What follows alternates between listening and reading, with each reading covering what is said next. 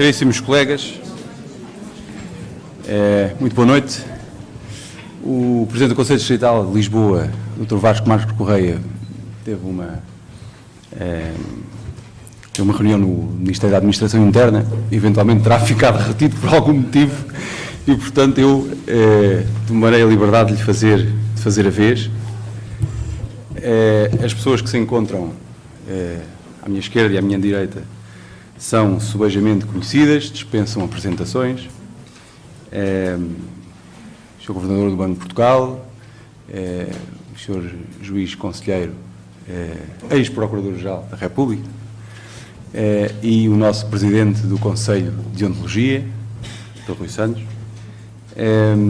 que nos vem precisamente num colóquio que é de Ontologia Profissional, apresentar algumas reflexões sobre os temas que são indicados no programa. Sr. Governador, se me permitir, me der licença, passo-lhe a palavra. Muito obrigado. Muito obrigado. Sr. Juiz Conselheiro, Sr. Vice-Presidente, Sr. Presidente do Conselho de Ontologia, caros advogados, presentes, caros amigos. Bom, o Governador do Banco Central costuma ser muito cauteloso e só o convite de uma amiga é que o poderia levar a tomar a iniciativa de falar de um assunto como este, que tem mais a ver com a sua atividade do que se pensa, mas não a vou tratar de um ponto de vista, digamos, jurídico ou de um ponto de vista regulamentar. Vou mais partilhar as reflexões de um economista que, por acaso, é governador do Banco de Portugal. Os economistas estão muito habituados a trabalhar com a questão dos interesses. Aliás, a economia baseia-se na dinâmica dos interesses. É a dinâmica dos interesses que, no fundo, faz desenvolver a economia, é a dinâmica dos interesses que preside ao conceito de mão invisível no Adam Smith. É a ideia de que os interesses equilibram-se e, porque os interesses se equilibram, há um sentido de equidade que resulta do jogo dos interesses.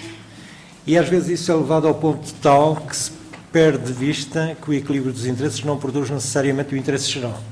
Pode haver equilíbrio de interesses e o equilíbrio de interesses produzir um resultado que é aquilo que os economistas chamam subótimo em termos de equilíbrio geral. Fica aquém do interesse geral, fica aquém daquilo que é o interesse geral. Basicamente por três motivos. Em primeiro lugar, porque nem sempre o equilíbrio de interesses envolve todos os interessados, há interessados ausentes, e isso é particularmente visível quando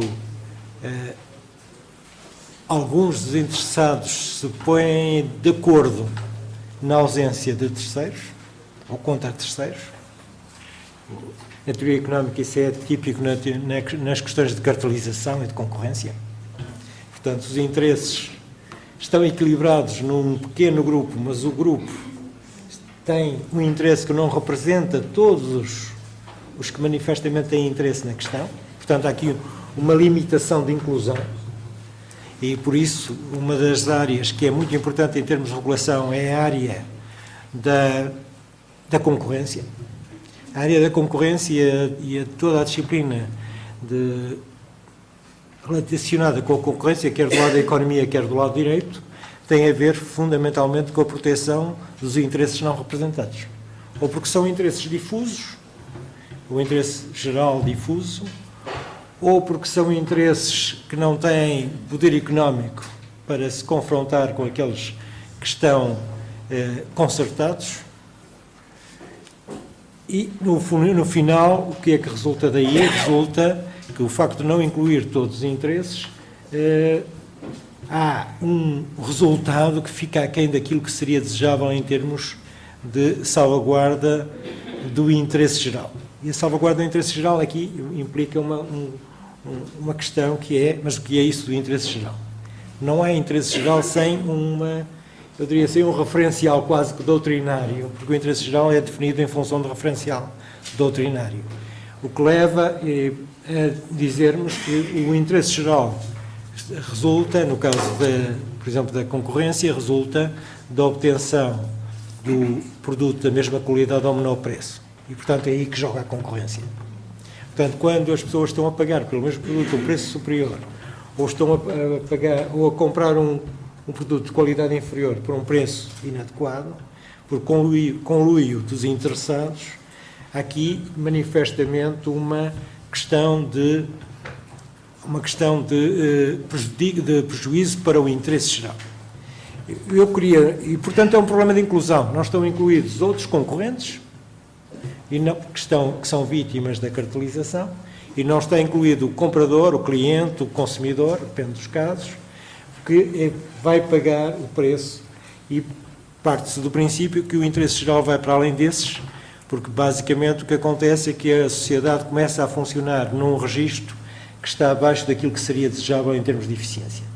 Aqui está uma manifestação do que é o interesse geral. Mas pode haver outras questões de interesse geral que se podem introduzir na reflexão e que não têm a ver com a inclusão. Até podem estar todos incluídos, mas pura e simplesmente não está incluída a dimensão tempo. Isto, por exemplo, é muito importante na área financeira. Estamos todos de acordo, mas nós estamos a ver o impacto que vai ter no futuro em partes interessadas em interesses futuros que vão pagar o resultado de decisões presentes. É típico, por exemplo, da área seguradora, mas também é típico da área financeira, que resultados futuros de decisões presentes não sejam tidos em conta pelos participantes na decisão, porque não são eles que vão suportar os custos correspondentes. E é típico também, aliás, da área político-orçamental. Há custos que resultam de decisões que não são pagos por aqueles que estão presentes. Todos estão de acordo, todos foram incluídos, há unanimidade, mas há um stakeholder, uma parte interessada que não está incluída, que é aquela que há de vir no futuro, ou é uma geração futura. É caso do ambiente, é o caso típico. No caso do ambiente, podemos estar todos de acordo, mas há um stakeholder, há uma parte interessada que não está presente e que vai pagar.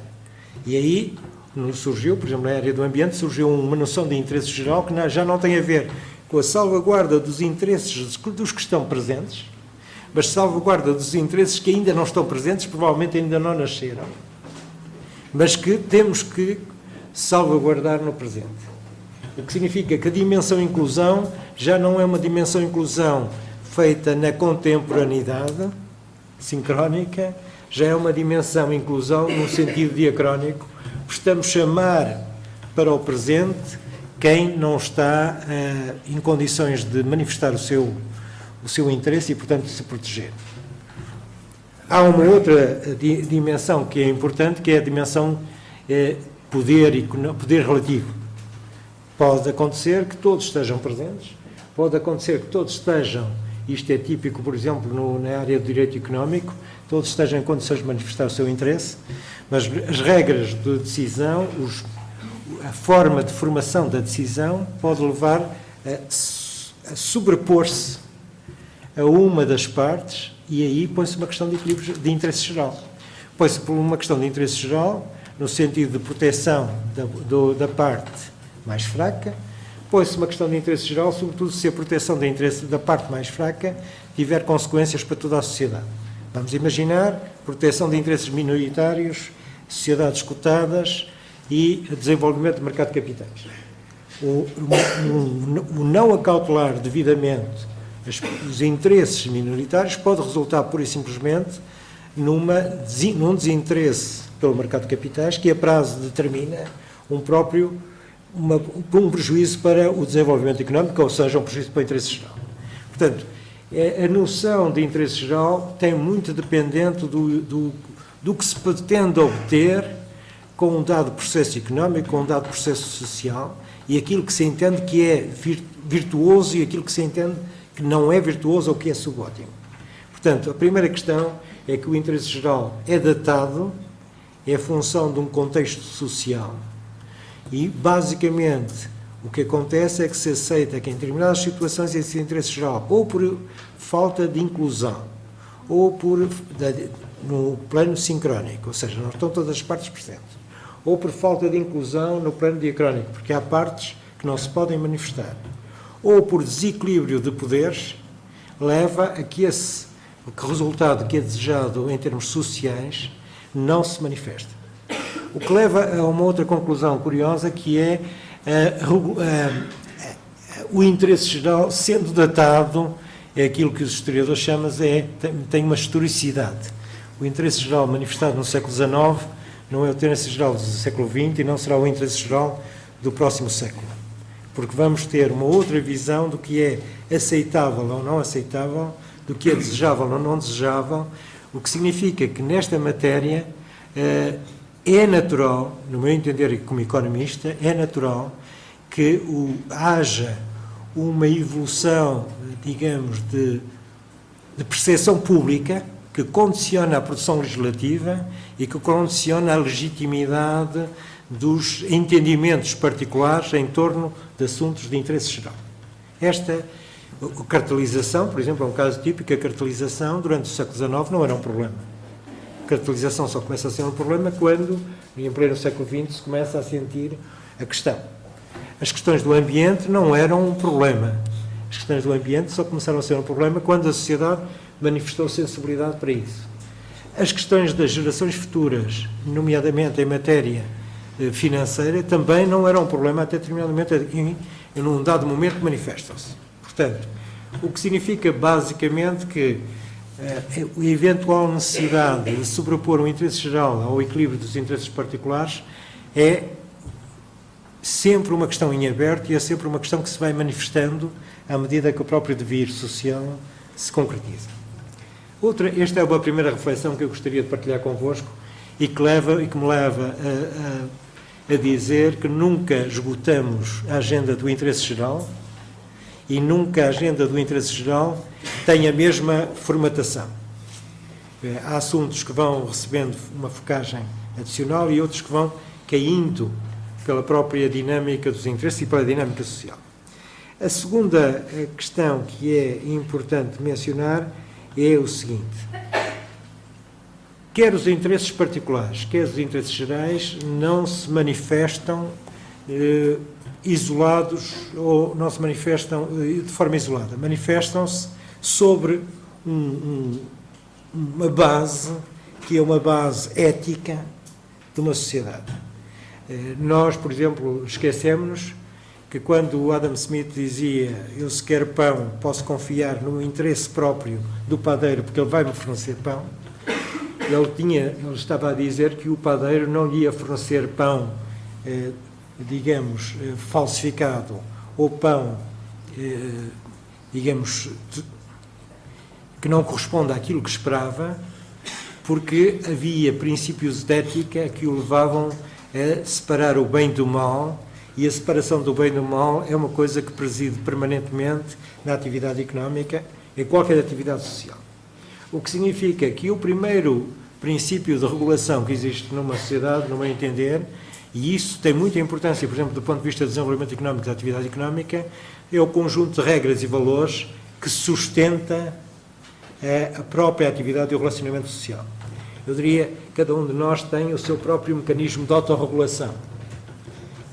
Nós temos a nossa noção de bem e de mal, e porque temos a nossa noção de bem e mal, formatamos os nossos atos em função disso. O que significa que tem aqui uma outra questão importante, que é quer o interesse particular, quer a manifestação do interesse particular, quer a manifestação do interesse geral, quer o conflito entre interesse particular e interesse geral, não é independente da base ética em que se trabalha.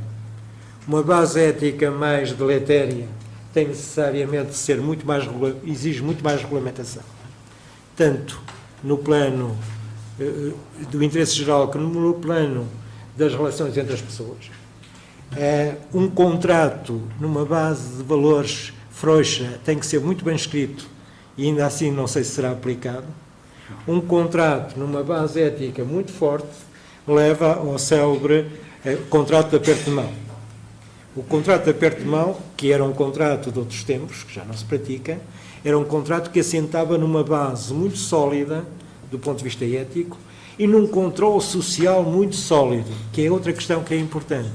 É que o exercício do interesse individual e a salvaguarda do interesse geral estão muito dependentes, primeiro, da base ética de cada um que intervém, e depois do controle social que está associado a essa base ética. Se o controle social é frouxo, se a infração não é penalizada e às vezes até é premiada, obviamente que os problemas que se colocam do ponto de vista da salvaguarda do interesse geral são completamente diferentes.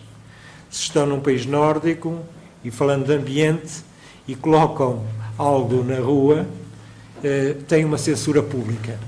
Portanto, não é preciso muito para assegurar que o lixo é colocado no seu sítio e que a salvaguarda do ambiente é assegurada, porque a base social é muito limitativa. Se estão num país mais a sul, mediterrâneo, já podem ter comportamentos desviantes muito mais, com maior latitude. E se forem para o lado lá do Mediterrâneo, então aumenta, o que significa o seguinte, que a salvaguarda do interesse geral é tanto mais difícil quanto é maior a latitude de comportamentos admitida, quer pela digamos, pela ética que subjacente à sociedade, quer pela ética individual. E este é outro ponto que é importante, que tem importância. O que significa, basicamente, no meu entender, que nós não podemos conceber a salvaguarda do interesse geral sem percebermos quais são os interesses em presença, os que se manifestam, os que estão ausentes e os efeitos intertemporais, mas também não podemos conceber isto sem ter presente quais são os limites éticos dos agentes e o controle social que também se exerce em permanência sobre esses agentes. Não é possível, portanto, transpor modelos de salvaguarda de interesse geral de uma sociedade para outra sem ver que sociedade é que estamos a aplicar, sob pena de termos efeitos completamente perversos. No meio disto aparece o princípio da autorregulação. O princípio da autorregulação foi um princípio que, por exemplo, na área financeira teve um grande florescimento nos anos 70, 80, até à grande crise, porque se acreditava que os agentes económicos eram capazes de se autodisciplinar. Eram capazes de se autodisciplinar e, portanto, não franqueavam para além de uns certos limites. E hoje o que verificamos é que esses limites foram todos ultrapassados. E temos que nos perguntar porque é que os limites são ultrapassados. E os limites são ultrapassados porque, naturalmente, nós temos que perceber que estamos numa sociedade em concorrência. E numa sociedade em concorrência é como num jogo de futebol, só há os limites que o árbitro estabeleça. E quando o árbitro é muito generoso em matéria de faltas, a tendência é para que para as duas equipas irem até ao limite, até que têm um cartão vermelho e às vezes não conseguem segurar o jogo. Aconteceu isso mesmo no sistema financeiro, mas aconteceu com outros corpos autorregulados. Porquê? Porque a autorregulação, não sendo suficientemente inclusiva, isto é, a via que não estivesse presente, tende a gerar um equilíbrio, mas um equilíbrio que não é completamente, eu diria, que não é equilíbrio completamente sustentável. Porquê? Porque gera incentivos naturais a levar até aos limites do possível o que resulta daquele equilíbrio. Eu entendo-me com os meus pares de que não posso fazer um determinado tipo de coisas. Há o que fica omisso e há ainda a margem que eu posso retirar daquilo que eu acordei. E cada um de nós vai levar até ao limite aquilo que pode. O que significa que o problema que se coloca basicamente na autorregulação, como se coloca também no governo das sociedades, é saber se, e volta ao problema da inclusão, é saber se uma autorregulação é suficientemente inclusiva para ser sustentável. Se a autorregulação não for suficientemente inclusiva para ser autossustentável, ela tem necessariamente que ter uma regulação de paralelo.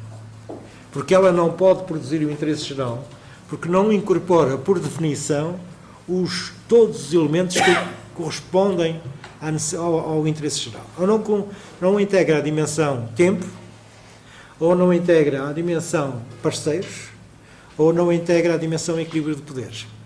E é por isso que a ilusão dos anos 80 e dos anos 90 acabou numa decepção.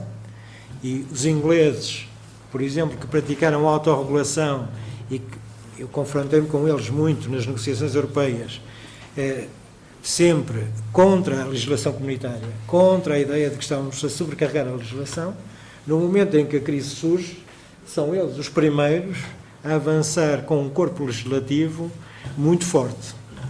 Os Estados Unidos, que tinham sido os campeões da desregulação, são os que voltam atrás com um dossiê Dodd-Frank, que é de forte aperto regulatório. Isto tem uma outra consideração, que é a seguinte: no domínio da regulação nós vivemos sempre entre excessos. O excesso da desregulação e o excesso da regulação. O excesso da desregulação gera os excessos da autorregulação, ou seja, a indisciplina da autorregulação. Os excessos da regulação levam, em contrapartida, a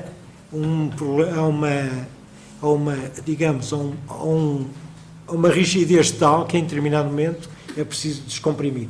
Foi isso que aconteceu na área financeira, mas que é o que acontece em todas as áreas. E a questão básica é saber se há algum justo equilíbrio entre autorregulação e regulação, de forma a que não haja este movimento oscilatório. Crise de 30, e eu falo mais da área financeira, perdoem-me, porque é a parte que eu conheço melhor. Crise de 30, o ato Glass-Steagall, a lei Glass-Steagall nos Estados Unidos, que meteu tudo numa espécie emparedou praticamente o sistema em termos regulatórios. Excesso que leva nos anos 70 à desregulação que leva à crise, e hoje novamente estamos perante uma situação de excesso. Qual é o meu sentimento sobre esta matéria? O sentimento sobre esta matéria é que a autorregulação é necessária, primeiro. A autorregulação é a primeira barreira ou a primeira via de assegurar a salvaguarda do interesse geral, mas não é suficiente. É a primeira via para assegurar o interesse geral porque é um exercício de autodisciplina de um grupo, de autodisciplina de um conjunto. Mas como assim fica sempre de fora algo, é preciso que exerça em paralelo com a autorregulação e se exerça um exercício de regulação. Todavia, como o exercício de regulação é um exercício do poder, e como o poder é sempre tem sempre a ambição de ser ilimitado, a tendência do poder, quando se exerce em termos de regulação, é a de ir para além do estritamente necessário, do proporcional àquilo que se estava em causa. E, portanto, invadir áreas que deviam ser da área da autorregulação. Ou então, fazer uma outra coisa que acontece com frequência, que é não olhar para... Porque nós podemos regular a autorregulação, sem ter que regular a atividade que está em causa. Eu posso dizer, sim senhor, eu aceito que se autorregulem, mas têm que ter um modelo de governação que permita equilíbrios que assegurem o objetivo determinado. Uma ordem dos economistas, eu aceito que a ordem dos economistas faça a autorregulação, mas a ordem dos economistas, em determinados pontos, tem que ter presentes os stakeholders, os interessados, de forma que por via da inclusão, assegure um equilíbrio.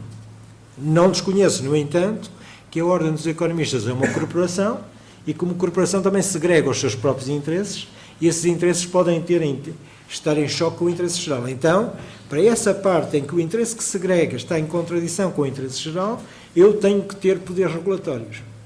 Isto é, eu reservo os poderes regulatórios apenas para aquilo que a autorregulação não segrega por si, exigindo, no entanto, que a autorregulação seja suficientemente inclusiva para assegurar padrões de desempenho e padrões não diria, de manifestação de interesses que sejam compatíveis com o interesse geral. Portanto, e eu ficaria por aqui, eu diria que autorregulação, ou melhor, autorregulação por si não chega, raramente chega, porque há um interesse geral. O interesse geral é tanto mais fácil de salvaguardar quanto o controle social e a ética associada o permitem. Quando a ética e o controle social são baixos, necessariamente tem que haver poder regulador. Segundo, o poder regulador não é um poder inocente. O poder regulador é permeável, portanto, à própria noção de poder e, portanto, tende por definição também a ser excessivo. O que significa que o poder regulador tem que saber claramente os limites da sua intervenção, e os limites da sua intervenção são aqueles que visam salvaguardar o interesse geral, que não é segregado pelo equilíbrio entre interesses. Terceiro, e este é um ponto importante, é a noção de que equilíbrio geral, a noção de interesse geral e equilíbrio geral da economia. A noção que interesse geral é uma noção dinâmica, é uma noção que vai evoluindo no tempo. E uma das preocupações que eu penso que tanto o regulador tem que ter, como a entidade que se autorregula tem que ter, é ter o sentimento ou a percepção de qual é a sensibilidade social sobre o interesse geral. Porque noção de interesse geral é uma noção histórica no sentido de estar datada, tem uma relação com o tempo, evolui com a sociedade. E o grande risco que pode acontecer é, quer o regulador, quer a entidade que se autorregula e que é objeto de regulação, em determinado momento não se dar conta de que estão a perseguir um interesse geral, ou a prosseguir um interesse geral que já não é um interesse geral que a sociedade valoriza. E aí temos um fenómeno claro de desfazamento entre aquilo que uns e outros perseguem e aquilo que a sociedade pede.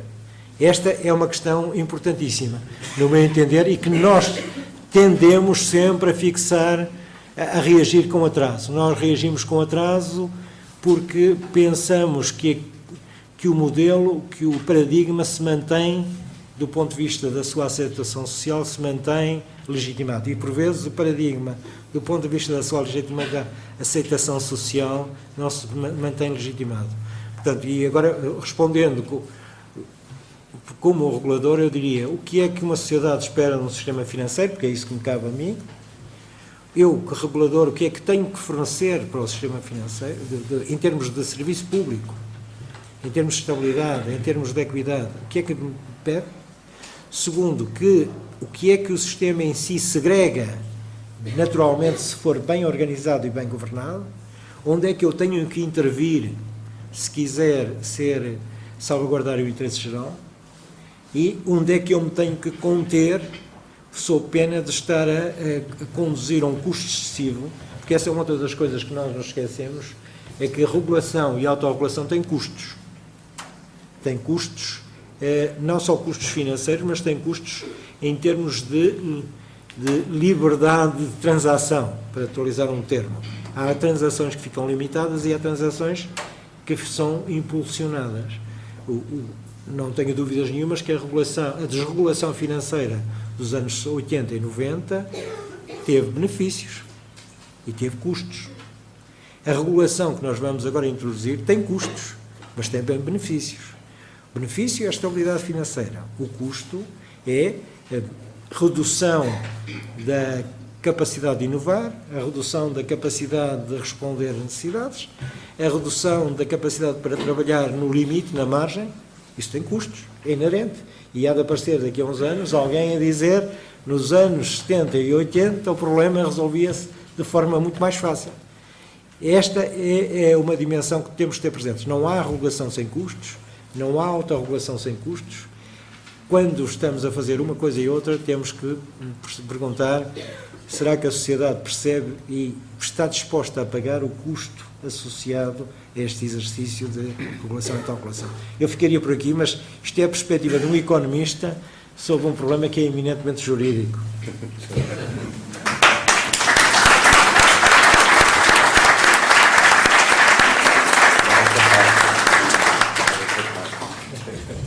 Agradecemos ao Dr. Carlos Costa, do Banco de Portugal. A clareza da exposição foi bastante elucidativa e o interesse das reflexões, penso, deixará-me os colegas a pensar, sobretudo numa altura em que nós nos defrontamos com a lei das associações profissionais. Exatamente. E portanto, a cuidado e a importância daquilo que foi dizendo, pelo menos a mim, deixa-me a pensar. O nosso orador seguinte, penso que qualquer coisa que fosse, sobre qualquer tema que fosse falar, teria para nós interesse, mas este tema em questão, e em particular, tem muito mais ainda. E passo a palavra ao Sr. Luís Conselheiro.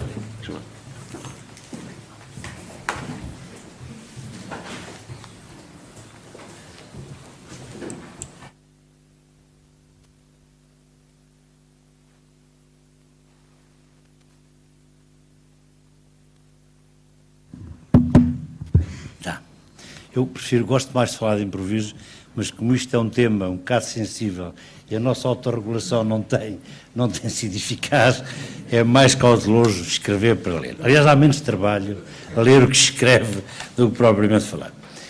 Sr. Vice-Presidente do Conselho Distrital de Lisboa, Governador Dr. Carlos Costa, Governador do Banco de Portugal, Sr. Dr. Rui Santos, Presidente do Conselho de Ontologia.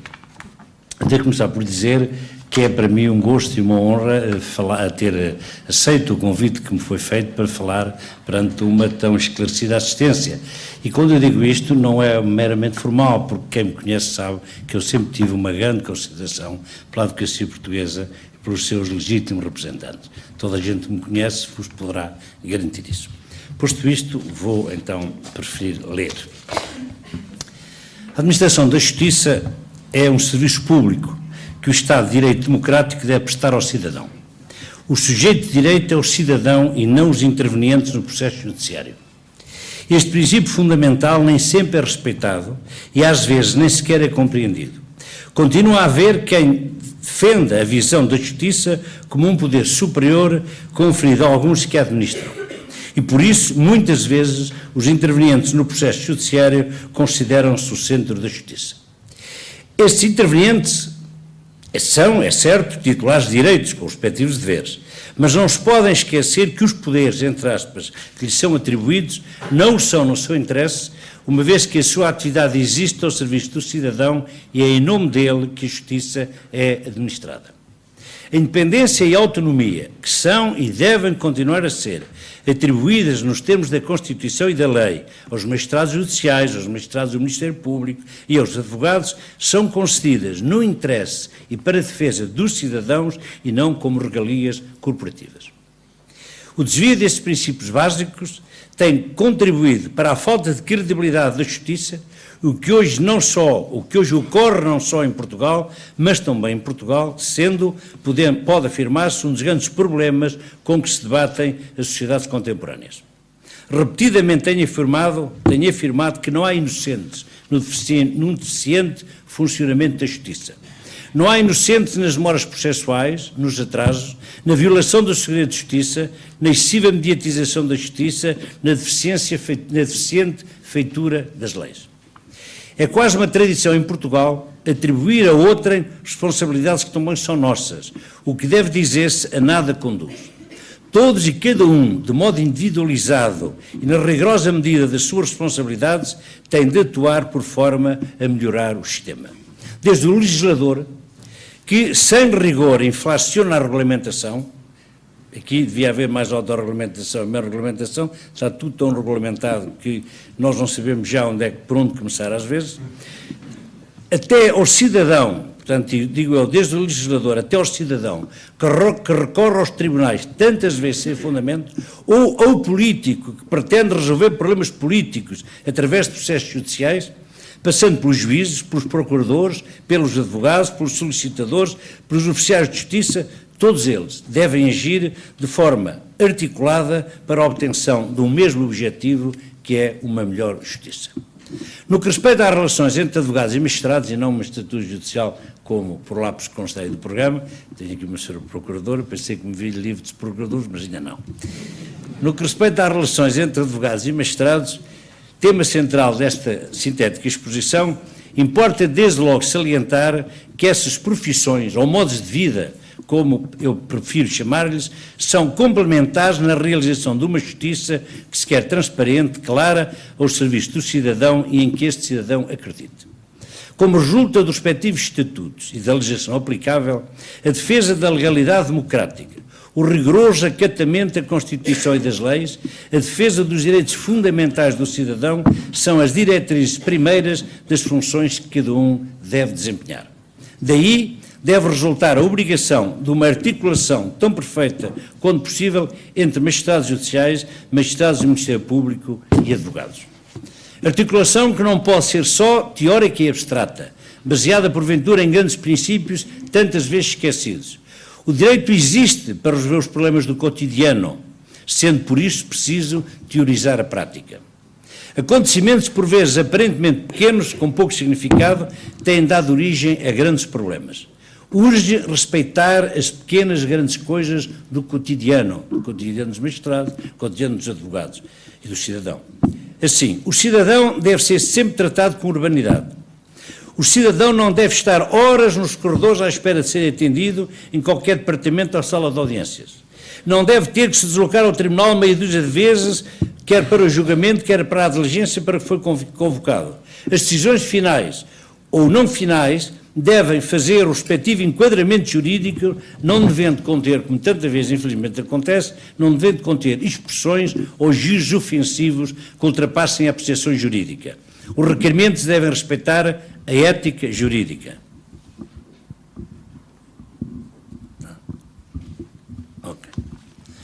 Regras estas que respeitam não só o cidadão, como a todos os intervenientes judiciários, onde obviamente estão os advogados. Como referi o cotidiano, como falei de cotidiano, permito-me dar um exemplo. Enquanto desembargador do Tribunal da Relação de Lisboa, que já fui há muitos anos, subscrevi um acórdão que anulou um julgamento realizado na primeira instância, um acórdão que na altura circulou por aí. O julgamento estava marcado para as 9h30, se não me falha a memória, mas só começou às 11 horas, a hora a que chegou a senhora magistrada. O advogado do autor, com problemas de saúde, após uma espera de quase 2 horas, tinha-se ausentado juntamente com os testemunhas. Feito o julgamento, que era cível, o autor obviamente perdeu a ação. O julgamento foi anulado porque todos, magistrados, advogados, cidadão, têm que respeitar os horários sem privilégios para ninguém. O dever de respeito, que resulta da tradição e da lei, aplica-se por igual a advogados, juízes e procuradores. Esse mútuo dever de respeito não deve impedir o correto exercício das funções de cada um, nem se deve confundir com subserviência ou com temor reverencial. A longa experiência que tenho como magistrado ensinou-me, contudo, que é muito fluida a doutrina e muito oscilante a jurisprudência sobre o conceito de respeito ou de falta dele, conhecendo-se decisões dos respectivos conselhos em mais do que um sentido. Embora o direito se não possa confundir com a moral, nem deva, a verdade é que uma sã consciência moral e uma sólida formação cívica evitarão a maior parte das questões que a esse respeito surgem nos respectivos conselhos, porque, diga-se com frontalidade, muitos dos conflitos que existem entre magistrados e advogados, e também entre outros intervenientes no processo judiciário, que aqui não está em causa, resultam estes conflitos da falta de cumprimento das regras civilizacionais que devem existir no Estado de Direito e a que todos obrigam. Raciocínio igual se pode aplicar a outros princípios que vincula, como a lealdade na condução do processo, o dever de não interferir nas decisões judiciais, o dever de não prestar informações falsas, entre outros. Consistir a deontologia num conjunto de regras ético-jurídicas pelas quais se devem orientar comportamentos profissionais e cívicos, é importante que cada um Cada um desempenha a tarefa que lhe cabe no circuito da justiça, sem que a diferença de missões signifique antagonismo. E cada um ocupa o lugar que o sistema legal lhe confere, sem que isso implique posições de superioridade ou de inferioridade, ou que acarrete de forma alguma subserviência que é inimiga da autonomia e da independência. Certo é, porém, que hoje em Portugal as relações profissionais entre magistrados e advogados não estão fáceis, como não estão ao nível do relacionamento entre outros intervenientes judiciários. Isto, apesar do princípio da igual dignidade ser reconhecido em todos os Estados de Direito. A título de exemplo, recordo que os juízes portugueses, no compromisso ético celebrado em 2009, e que alguns de vocês conhecerão, expressamente consagraram que a igual dignidade àqueles próprios juízes têm era reconhecida às funções de outros, entre aspas, agentes judiciais e sujeitos processuais. Assim também o Código de Ética Judiciária Ibero-Americano, celebrado em Buenos Aires e em cuja feitura participei na qualidade de juiz conselheiro do Supremo Tribunal de Justiça, há já uns anos, se reconhece nesse Código, se reconhece às profissões jurídicas igual dignidade à que gozam os magistrados. Sem nostalgia, recordo a sã e alegre convivência em almoços, reuniões, discussões amigáveis, desafios de futebol, nunca tive jeito, entre magistrados e advogados, a que assisti e em que participei como delegado do Procurador da República e depois como juiz nas várias comarcas da província por onde passei. Mas porque os tempos são outros, e designadamente porque o enorme aumento do número de magistrados e de advogados torna mais difícil o conhecimento, era importante patrocinar uma aproximação. Por isso, permite-me fazer duas sugestões. Há quem defenda a existência de um único Conselho, que reunisse o Conselho Superior da Magistratura Judicial, o Conselho Superior do Ministério Público e o vosso Conselho Superior. É uma hipótese a estudar, embora se reconheça que é difícil de execução. Mais simples, penso eu, seria, porém, a reunião periódica de representantes desses conselhos para uma saudável troca de impressões e de experiências. Era possível analisar com serenidade temas como a realização de buscas em escritórios de advogados, coisa que tem causado tanta celeuma, analisar as condenações injustas ou por diligência de má-fé, penso que estão a atingir um número exagerado, o uso da faculdade de recorrer, também está a atingir um número exagerado, a terminologia pouco elegante e pouco educada usada por vezes por alguns magistrados e advogados em requerimentos aos despachos, os comportamentos agressivos, para além daquilo que evidentemente é necessário para o exercício correto das funções de cada um, tidos uma sala, comportamentos tidos uma sala de audiência ou mesmo em gabinetes, essas e outras questões geradoras de conflitualidade mereceriam uma troca de impressões. Por outro lado, acrescento, será possível fazer um intercâmbio de formadores, dirigido aqui aos seus formadores que ter cumprimentado inicialmente, seria possível, penso, fazer um intercâmbio de formadores, indicando o Centro de Estudos Judiciários à Ordem dos Advogados, formadores. Igualmente, indicará à Ordem aos Centros de Estudos Judiciários, formadores seus. É uma tese que defendo desde os tempos em que pertenci às estruturas dirigentes do Centro de Estudos Judiciários. Continuo a pensar, tal como então, que é necessário haver uma troca de saberes, uma troca de vivências, de experiências com que se enriquecerá a justiça. Como é sabido, quanto menos conhecimentos técnicos se têm, quanto menos prática vivida se acumulou, menos seguros nos sentimos no exercício de qualquer profissão. Advogados menos sabedores e menos experientes têm tendência a fazer mais requerimentos anómalos, a interpor recursos inadmissíveis, a mostrar mais agressividade quando interrogam testemunhas e a terem um relacionamento mais conflituoso com os magistrados. E o inverso também acontece. Com menos sabedores e menos experientes magistrados terão tendência para indeferir mais requerimentos, para abusar da condenação injusta da litigância de má-fé e sentir-se-ão menos à vontade no relacionamento profissional com os advogados. Isto como regra, porque, obviamente, há muitíssimas exceções. Em passado recente, o então Ministro da Justiça, que é o Dr. Alberto Costa, o próprio advogado, patrocinou reuniões entre o Presidente do Supremo Tribunal de Justiça, o Procurador-Geral, o Bastonário da Ordem dos Advogados e ele próprio Ministro. As reuniões foram úteis e alguns projetos, que me penso que seriam úteis, só não os concretizaram por modificações políticas, entretanto, ocorridas.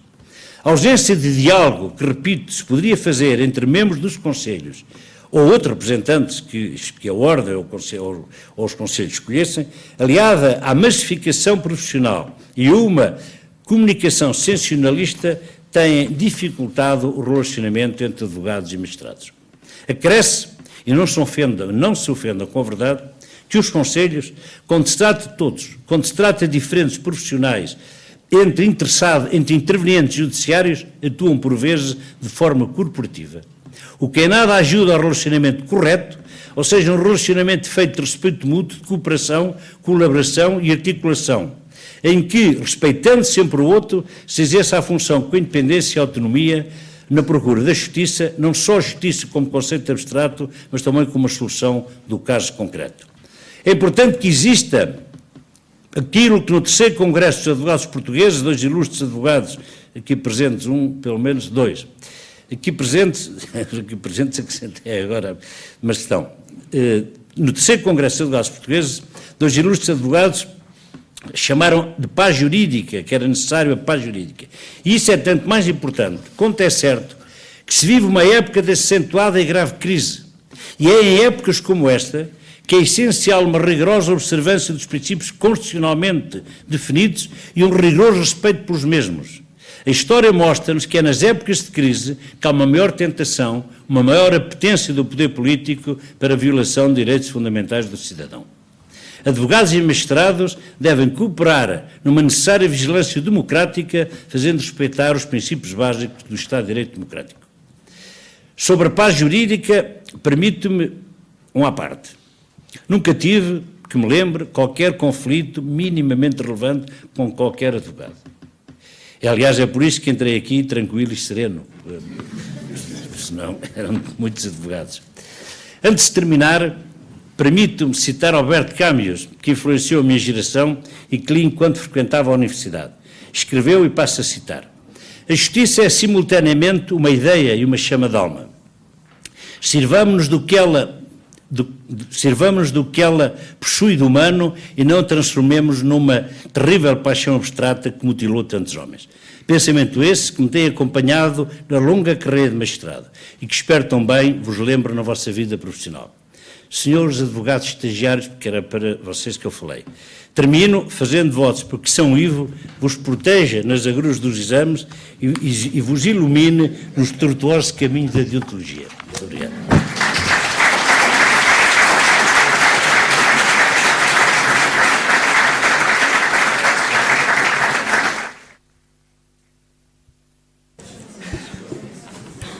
Como nós gostamos de ouvir. O nosso próximo orador, que dispensa apresentações, é um ilustríssimo advogado e homem da casa, Dr. Rui Santos. A palavra, por favor.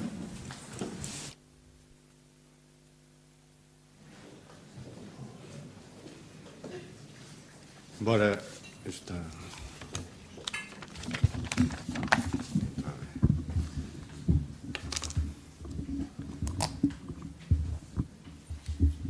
Embora eu tenha a prerrogativa de alegar sentado, pelo menos desde que foram extintos os tribunais militares, onde alegávamos e dizíamos, contestando diz, oferece merecimentos altos, e tinha sentado, e tínhamos que ler as contestações. Fora isso, eu prefiro falar bem. Eu queria cumprimentar a mesa, na pessoa de ser vice-presidente do Conselho Distrital, também cumprimentar o Sr. Presidente do Conselho Distrital, entretanto, que chegou, cumprimentar o Sr. Governador do Banco de Portugal, cumprimentar o Sr. Juiz Conselheiro. Muito me honra fazer parte de uma mesa tão distinta e num colóquio tão importante como este. É evidente que os oradores que me antecederam, pela sua eloquência, trouxeram aqui temas que estaríamos, quiçá, 3, 4 dias a discuti-los. As questões levantadas pelo Sr. Governador do Banco de Portugal, numa intervenção excelente, vai-nos dar para pensar. Espero que os seus advogados estagiários pensem bem, e obviamente estas questões da relação entre magistrados e advogados também nos daria para muito tempo. Certamente outras oportunidades teremos para isso. Uma nota prévia: por um feliz acaso estamos a tratar de coisas de odontologia numa sala que traz o nome do Dr. Alfredo Gaspar. Eu não poderia deixar passar em claro esta feliz coincidência e evocar aqui uma distinta figura, talvez um dos maiores deontólogos que passou por esta casa, um homem multifacetado, de uma cultura extraordinária, um homem que tinha um empenho pela toga, um homem que marcou a advocacia portuguesa e que hoje ainda é muito consultado o seu livro, infelizmente mais que esgotado, o Estatuto Anotado à Lei 84 do Dr. Alfredo Gaspar, que espero que se têm a oportunidade de o consultar, verão lá muita da doutrina que, no fundo, consolida aquilo que são as decisões dos conselhos de deontologia ou do Conselho Superior. E eu tenho muito gosto em fazer esta evocação e tive muita honra em participar nas listas de candidatura do Dr. Alfredo Gaspar a vários órgãos desta ordem. E aqui fica esse registro que quero aqui evocar essa figura, essa grande figura da advocacia portuguesa. Bom,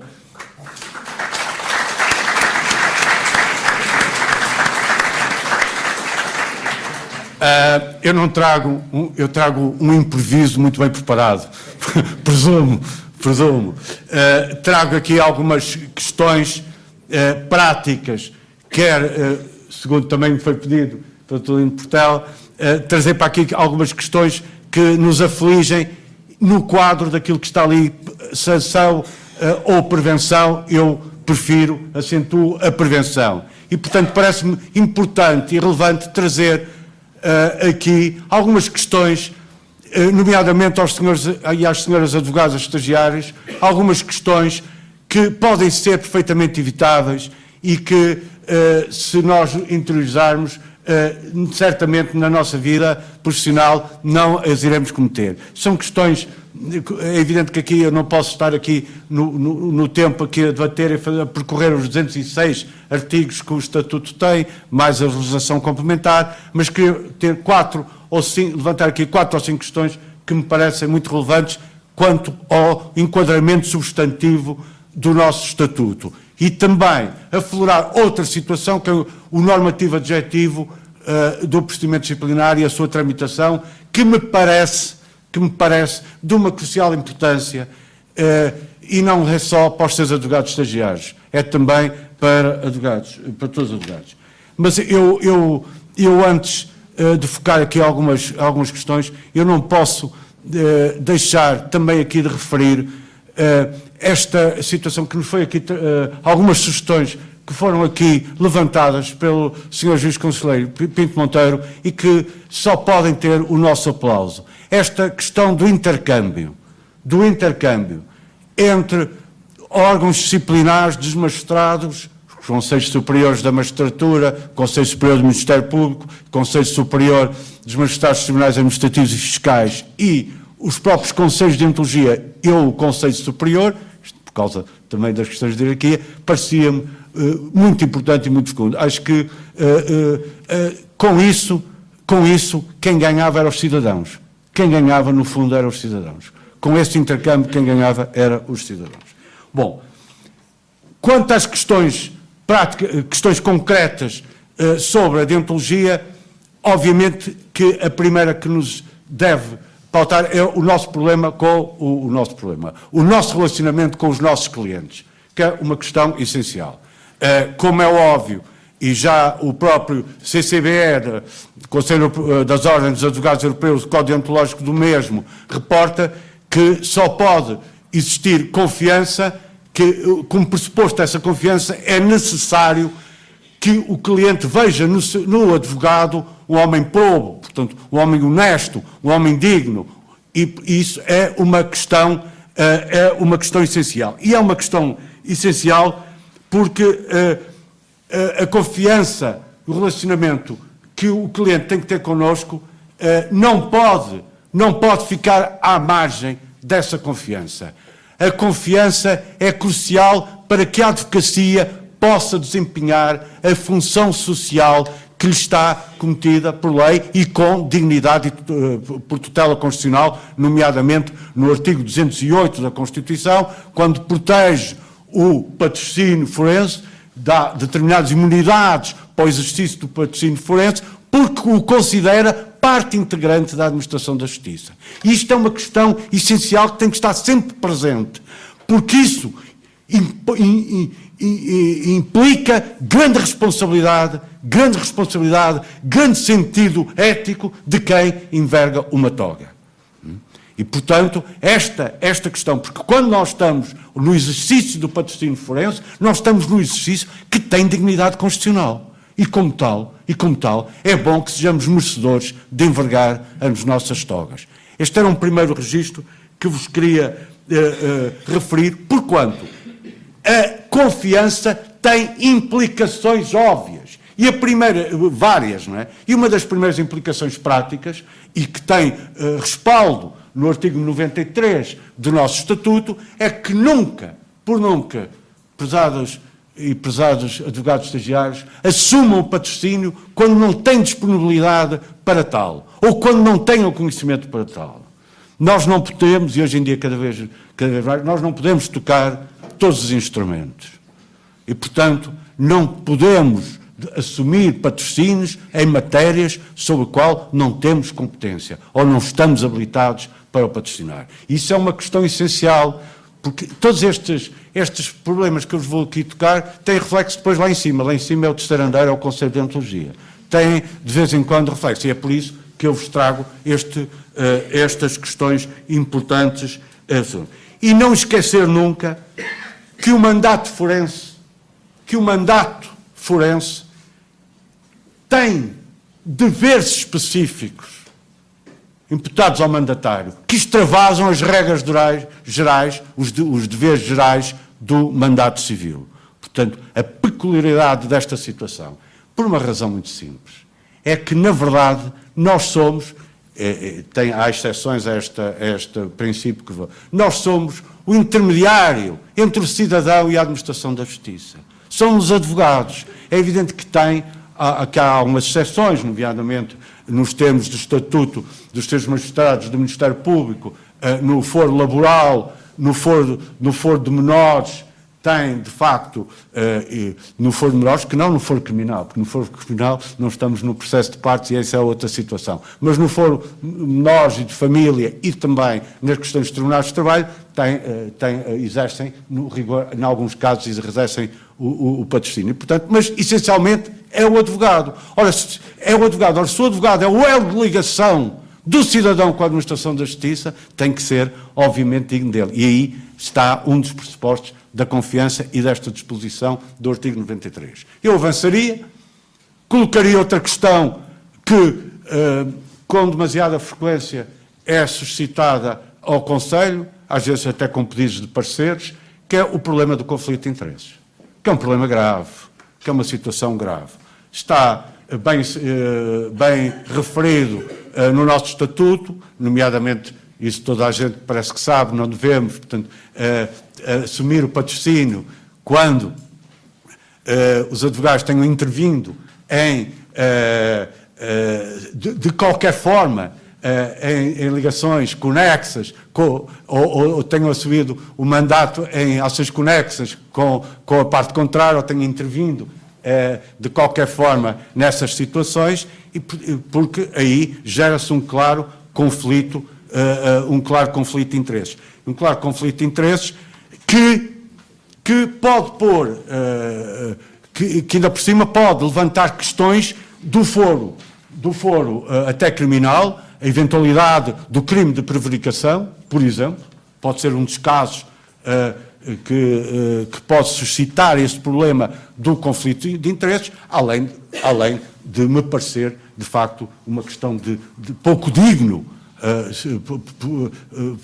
a situação ficar um bocado, colocar-se em causa esta questão da dignidade do próprio advogado e da própria profissão, quando nós estamos de um lado e do outro. Isto suscitava-se muitas vezes com os problemas quando se patrocinava, os problemas dos divórcios, por exemplo, por mútuo consentimento, e depois levantava-se problemas de litígios com as partilhas. E aí o advogado tem, obviamente, que cessar o mandato e não assumir o mandato de nenhum dos requerentes, eventualmente, de um processo de partilhas. Esta questão do conflito de interesses depois desemboca numa pedra crucial da nossa profissão, que é o problema do sigilo e do segredo de profissão, ou do segredo profissional.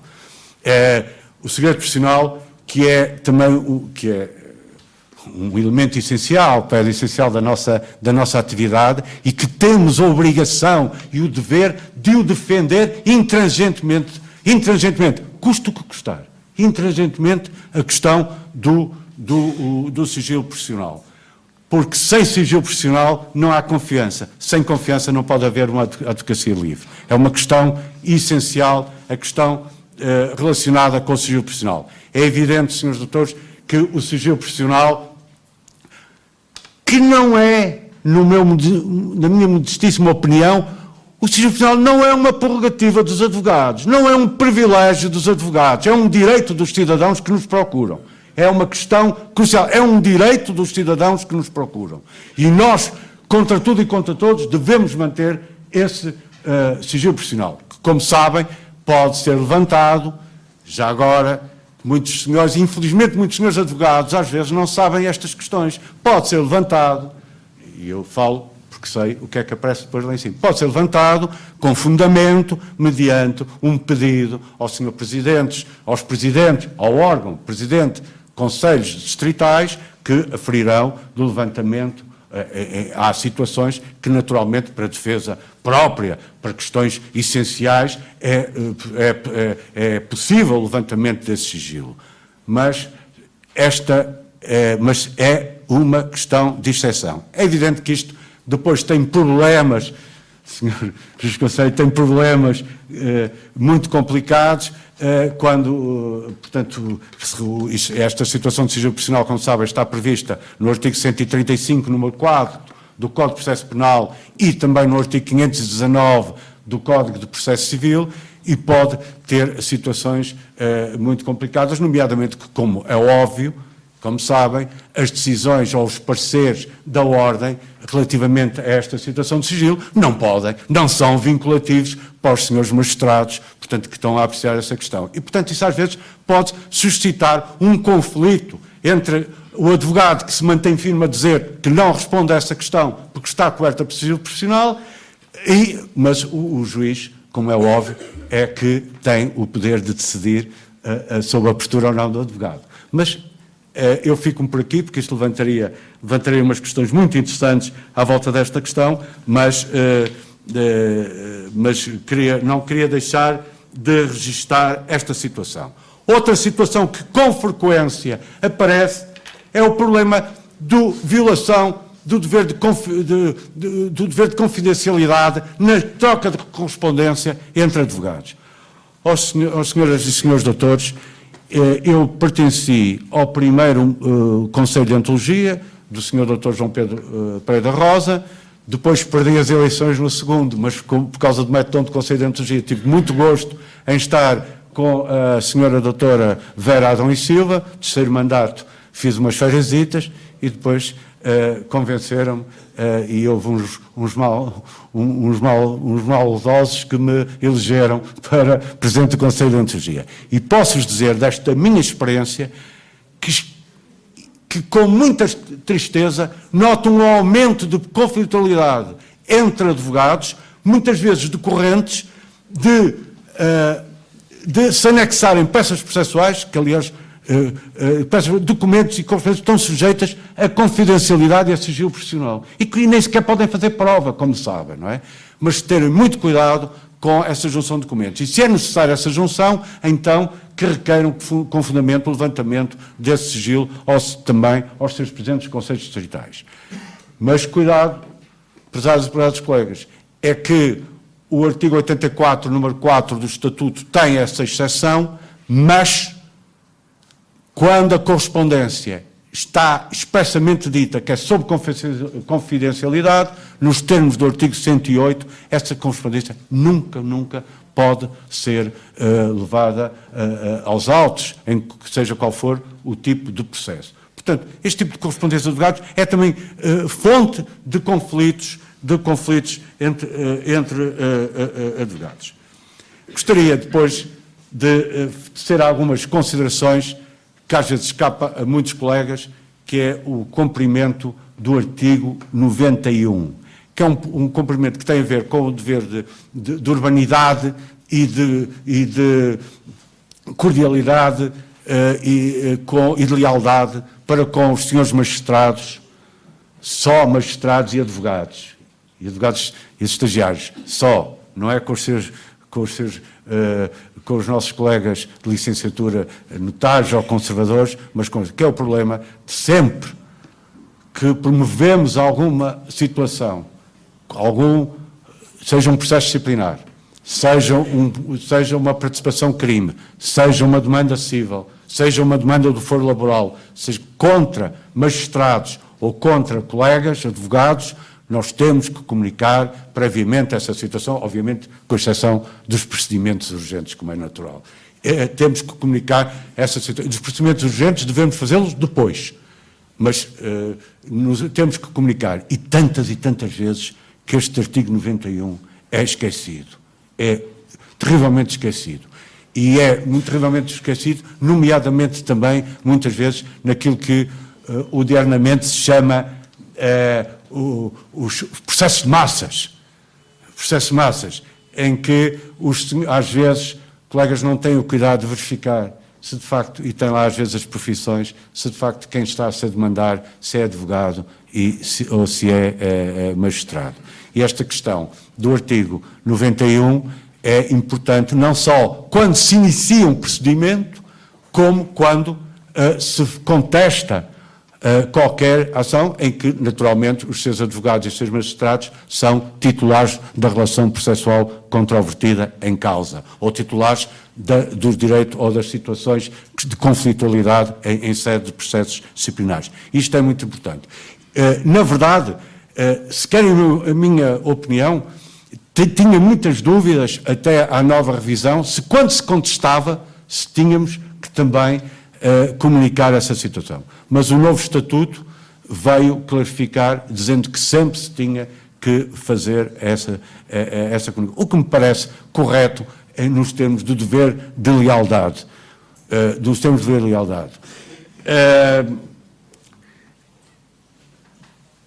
Isto leva-nos também a comunicar a abordar algo que foi aqui o senhor conselheiro Pinto Monteiro tocou e bem, e isto depois tem reflexos, que é o problema do aumento de participações que nos tem chegado aqui, quer de colegas contra colegas, porque se sentem insultados nos articulados, quer de senhores magistrados do Ministério Público e magistrados judiciais. Isto é terrível. Isto é terrível porque a certa altura estamos a caminhar perigosamente para quase uma autocensura nas peças que temos que fazer. A autocensura é uma coisa terrível. É uma coisa terrível.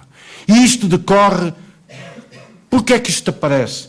Qual é a situação? Bom, eu julgo que uma das causas é porque, infelizmente, estas sugestões que o Sr.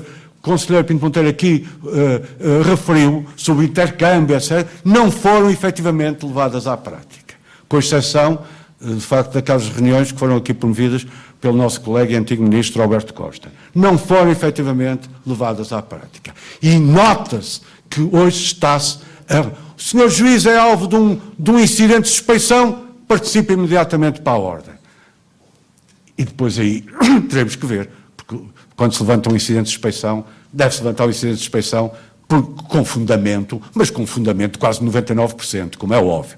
Mas a circunstância de se utilizar um mecanismo processual, uma prerrogativa do advogado nessa situação, não pode implicar que depois tenhamos que ter aqui participações contra os senhores advogados.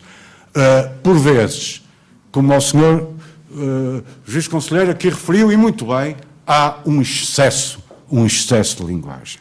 Um excesso terrível de linguagem. Há má criação. Aliás, ficou aqui o problema civilizacional. Há má criação. E aí não são as faculdades de Direito, nem a Ordem, nem os centros de estudos judiciários que pode dar chá a quem o não tomou quando era pequenino. E confunde-se terrivelmente algo que é inerente à advocacia, que é a vimência, como dizia um velho acórdão do Supremo Tribunal de Justiça de 1921, Deus nos livre de advogados fracos, porque advogados fracos fazem tribunais moles e fazem justiça fraca. Temos que ser veementes, mas a veemência não se confunde de maneira nenhuma com a má criação. E às vezes, quer dos advogados, quer de despachos também dos senhores magistrados, do Ministério, dos juízes, às vezes excedem-se também um bocado nas apreciações que fazem sobre as peças dos senhores advogados. Nomeadamente com peças fracas, etc., chega a haver algum achincalhamento desnecessário, completamente desnecessário de advogados. Portanto, mantenham essa veemência, mantenham a veemência que eu, e estão aqui advogados, já muito mais anos que eu, que pertencem a uma escola, estou aqui a ver o senhor doutor Zé Augusto Rocha aqui à minha frente, que pertence a uma escola de grande veemência, da escola do Dr. Abanos Ferrão, da escola do Dr. Francisco Salgado Zenha, homens de grande veemência, mas que nunca foram malcriados, que nunca foram, e que eram respeitados e respeitavam-se. E isso é algo bastante importante, porque também quem não se respeita depois também não é respeitado. E até da própria postura que temos que ter em juízo. Não é por acaso que os seus magistrados vestem becas e nós togas. Aquilo é um órgão de soberania. É importante, quando entramos numa sala de audiências, que tenhamos uma postura correta. Senhoras e senhores advogados estagiários, que tenhamos uma postura correta para o solene ato que vamos ali ter, para o solene ato, para a dignidade de um patrocínio forense, de uma representação dos cidadãos junto à administração da justiça. Isso é crucial. Nunca percam essa ideia de vista. Eu não me queria alongar muito, mas não posso deixar de falar também de outra questão. No mundo mediatizado de hoje, é uma questão particularmente cara ao nosso Presidente do Conselho Distrital e também à minha própria pessoa, foi inserida nos programas de ambos, foi referida nas tomadas de posse de ambos, que é, para nós, um ponto de honra. É a discussão pública de processos pendentes. É inacreditável, embora eu julgo que se tenha refriado um bocado, é inacreditável o que se tem passado nos últimos tempos, em que todos falam de tudo. Não quer dizer que uma pessoa não possa dizer, sim senhora, o julgamento foi adiado, e explicar até porque é que foi adiado, ou porque é que vai continuar. Agora, começar a fazer juízo de valor sobre tudo, os processos pendentes, quer dos próprios constituintes, o constituinte é isto, vai fazer aquilo, não sei quanto, isto, está aquilo, diante das televisões. Ou tecer considerações sobre processos pendentes entregues a colegas em público, merece-me, da minha parte, a mais veemente censura. E isso é contrário ao que diz o nosso Estatuto, sem prejuízo, como é óbvio, de se poder fazer intervenções em defesa da honra do próprio advogado ou da honra do constituinte, desde que devidamente autorizados, até 5 dias depois, pelos senhores Presidentes do Conselho. Não é por o Sr. Dr. Vasco Tomás Correia estar aqui presente, mas tenho de dizer que este Conselho Distrital e o seu Presidente têm-se batido contra esta proliferação e com alguns resultados, julgo eu, positivos nesta área. Por último, e porque já me estou a alongar bastante, chamar-vos a atenção para o procedimento disciplinar, as normas adjetivas do procedimento disciplinar. E dizer-vos, em suma, o seguinte: muitas vezes, muitos senhores advogados visados ficam muito ofendidos por serem arguidos. Ora, a noção, o conceito profundo do arguido é uma situação de defesa. E aqui, no nosso procedimento disciplinar, é muito mais, porquanto, e não quero discutir as razões, não havendo apreciação liminar que permita diligências instrutórias, e, portanto, um processo só é arquivado liminarmente se da versão relatada for completamente disparatada, a abertura de processo disciplinar, muitas vezes, é de facto, a única forma de dar aos senhores e senhoras advogadas visados, constituídos arguidos, a forma de se defenderem e esclarecerem essas situações. Portanto, as pessoas ficam muito ofendidas com esta situação, mas é o único caminho. E se eventualmente nós temos uma profissão de alto risco, é uma profissão de alto risco, e obviamente só não comete erros quem não trabalha. E, portanto, estamos todos sujeitos a ter participações, às vezes completamente infundadas, depois de apreciar a questão, completamente infundadas. Nunca deixem de responder à Ordem dos Advogados. Nunca deixem de fazer a vossa defesa.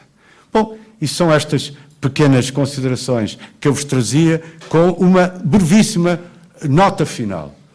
O nosso estatuto, é uma opinião pessoal minha, o nosso estatuto, quer nos seus direitos e obrigações, isto é só uma questão pessoal minha, quer em toda a sua tramitação, foi concebido em função do advogado do foro.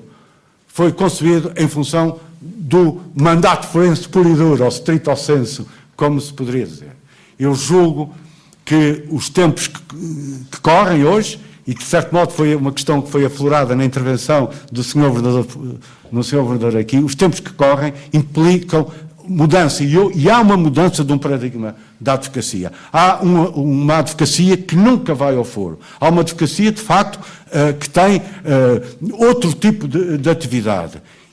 Outro tipo de atividade que tem implicações graves, nomeadamente a nível do quadro da publicidade, por exemplo. Porque são confrontados com publicidade de sociedades inglesas, americanas, etc., e, portanto, estão tolhidas aqui por um estatuto que tem uma visão muito centrada no foro e que tem, nós teremos que ter coragem, e a Ordem deve ter a coragem de facto, pensar num novo paradigma, ou cobrir este novo paradigma da advocacia que surge à mon avis, como diria o Dr. Mário Soares. Muito obrigado.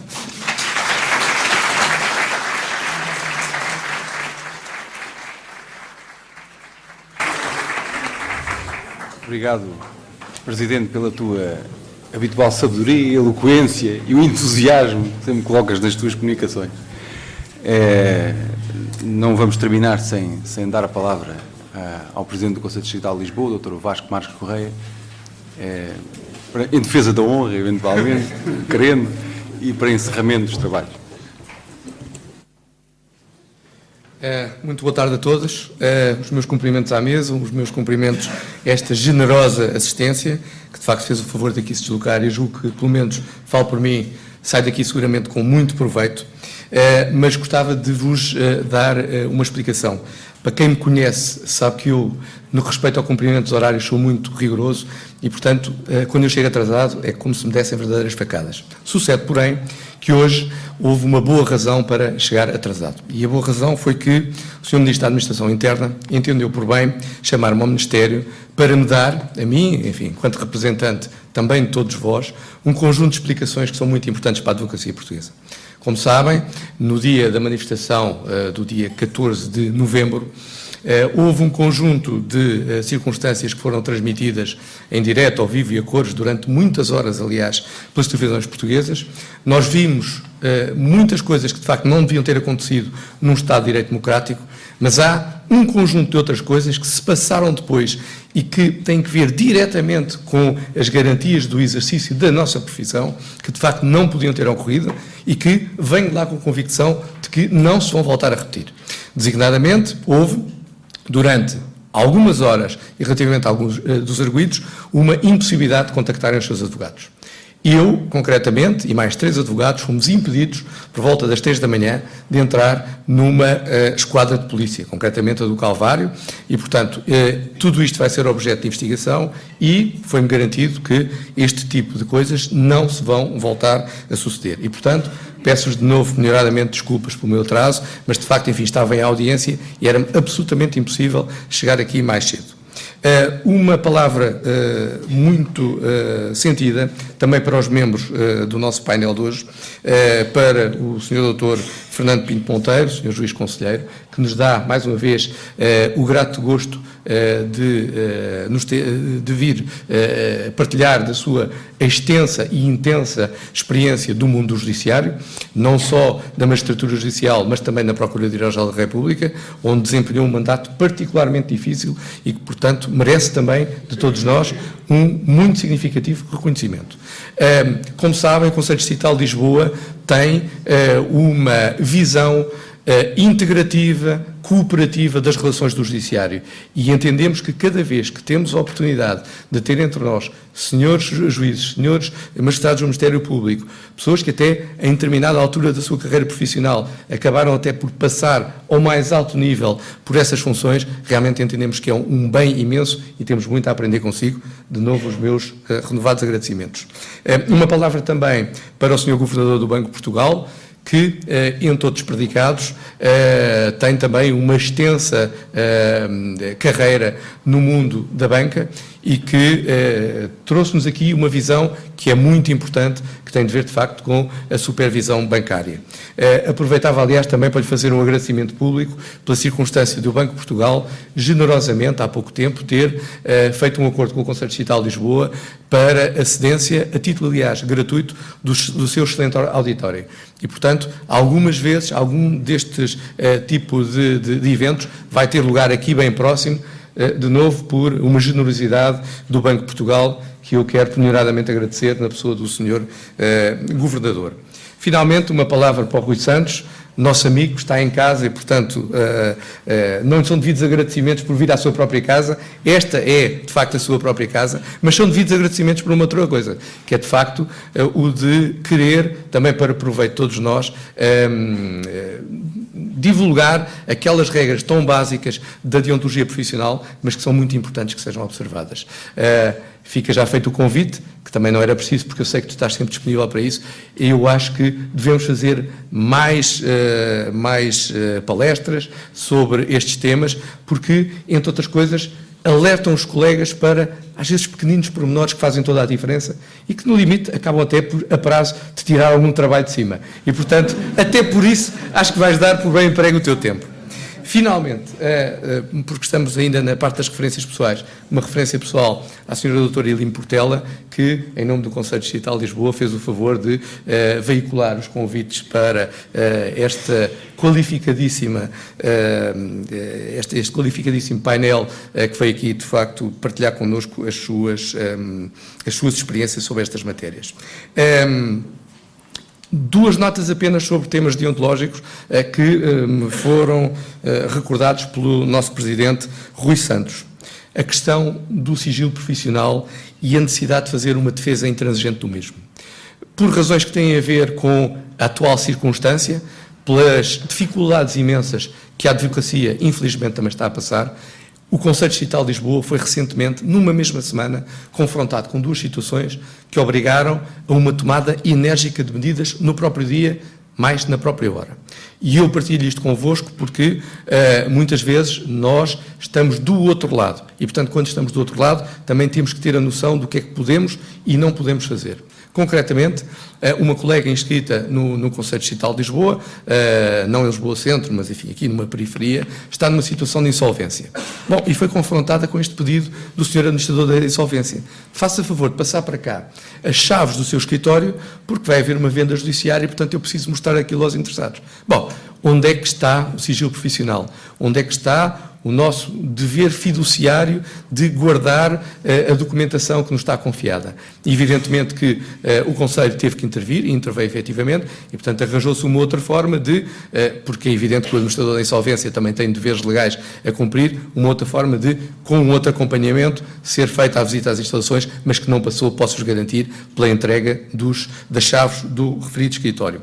Uma outra situação, na mesma semana, relativamente a um dissídio de natureza civil, sobre uma situação relativamente a um local, se era um arrendamento, se era um comodato, se era um arrendamento que depois havia ali uma espécie de compensações de rendas com eventuais honorários que seriam não devidos ao senhorio / comodante. A verdade é esta: esse senhor entendeu que estava legitimado para, em ação direta, fazer um resgate daquele local. Bom, E a colega ligou-me no momento em que me dizia: doutor, olha, agora desligou-me o fax, agora desligou-me a internet, agora pôs-me os meus pertences lá fora. Bom, isto foi resolvido na altura, através de um contacto meu com a mandatária desse senhorio / acomodante, com uma conversa muito dura com um chefe da polícia que, entretanto, compareceu ao local e que se comportou impecavelmente, importa dizê-lo, e que, de facto, pôs a pessoa na ordem, disse: o senhor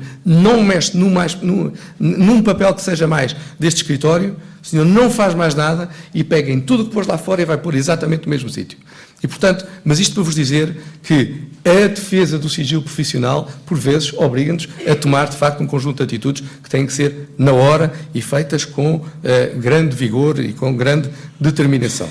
Finalmente, e para acabar, porque não vos quero tomar mais tempo, eu vou-vos convidar a descerem ao piso 0, que tem agora uma particularidade. Se repararem, está lá uma mesa muito bonita, que veio do Tribunal da Boa Hora, embora tenha passado pelo Palácio da Justiça, porque quando o Tribunal da Boa Hora foi desativado, foi passado por lá.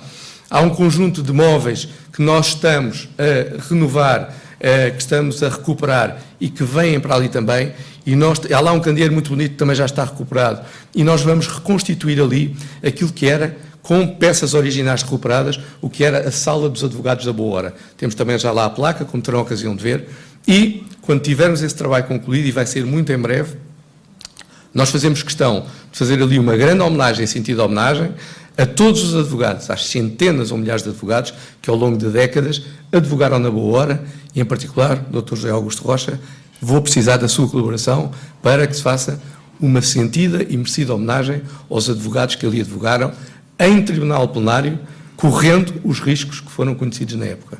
E, portanto, Dr. José Augusto Rocha, gostava muito de contar com a sua colaboração para fazermos essa mais do que devida homenagem. Muito obrigado. Muito obrigado.